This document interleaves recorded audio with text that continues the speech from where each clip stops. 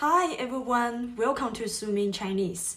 In today's video, we will learn about the difference between 推荐 and 建议 in Chinese. These are common words that you can use in different conversations.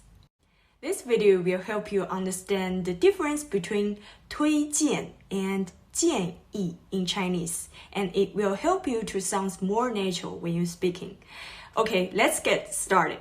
In Chinese, 推荐 and 建议 both convey the idea of suggesting something, but they are used in different contexts. 推荐 is usually used to recommend something to someone, such as a product, a service, a person, or an idea. For example, number 1, 我推荐这本书给你。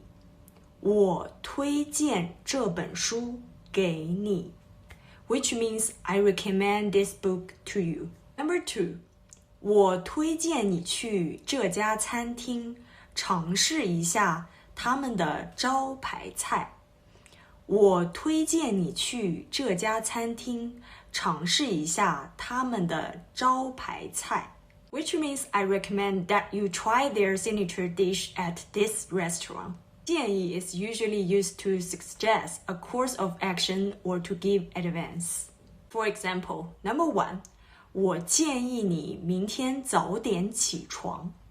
我建议你明天早点起床。Which means I suggest that you wake up early tomorrow. Number 2, 他提出来一个很好的建议。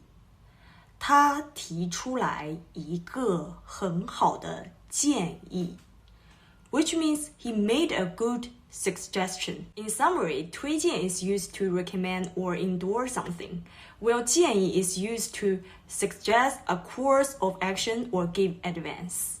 That's all for today. Now start to practice these words and make sentences in the comments. Don't forget to connect with me on all of my social media. 我是你们的苏敏老师 ，See you next video.